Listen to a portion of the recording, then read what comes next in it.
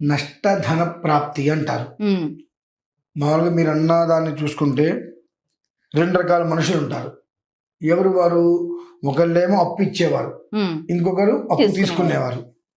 అప్పు తీసుకునేవారు తిరిగి ఇవ్వడానికి ఇబ్బందులు పడతారు, అప్పు ఇచ్చిన వారు తిరిగి తీసుకోవడానికి నానా ఇబ్బందులు పెడుతూ ఉంటారు, ఇబ్బందులు పడుతూ ఉంటారు. అడిగితే శత్రువులు అయిపోతుంటారు. వారికి వీరికి ఇద్దరికి కూడా ఇబ్బంది లేకుండా ఇద్దరు ఒకళ్ళకి ఒకళ్ళు మళ్ళీ మిత్రులే.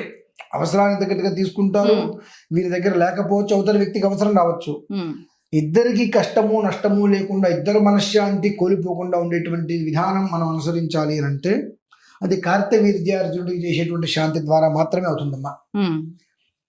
అందులోనూ ఒక మహాద్భుతం ఏమిటి అంటే ఈ 17వ తారీఖు మంగళవారం తెలుగు రాష్ట్రాలలో, అంటే తెలుగులో చెప్తున్నా కాబట్టి నేను తెలుగు రాష్ట్రాలు అంటున్నా, ఏ మూల ఉన్నవారైనా ఎవరింట్లో వారు ఆ ఒక్క 17వ తారీఖు మంగళవారం రోజు నాడు కార్తవీర్యార్జునుడు స్వామి వారికి చేసుకునేటువంటి శాంతి ఏదైతే ఉంటుందో అది కనుక చక్కగా కల్పసూత్ర విహితానుసారంగా వాళ్ళు కనుక పూర్తి చేసుకున్నారా, నిజంగా వాళ్ళంత అదృష్టవంతులైతే ఉండరు.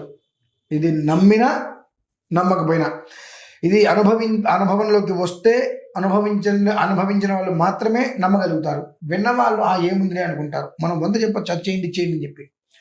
100 కూడా ఉపసంహారం తాత్కాలికం, దీర్ఘకాలిక ప్రయోజనం అనేటువంటిది కార్తవీర్యార్జునుడు. ఆ కార్తవీర్యార్జున స్వామి వారికి మంగళవారం రోజు నాడు మొదలు పెట్టుకొని పూర్తి చేసుకొని అదే విధానాన్ని 3 మంగళవారాలు చేసుకున్న తర్వాత ఆ చిన్న మంత్రం ఉంటుంది. కార్తవీర్యార్జునో నామ రాజా బాహు సహస్రవాన్ తస్య స్మరణ మాత్రేన గతం నష్టంచ లభ్యతే.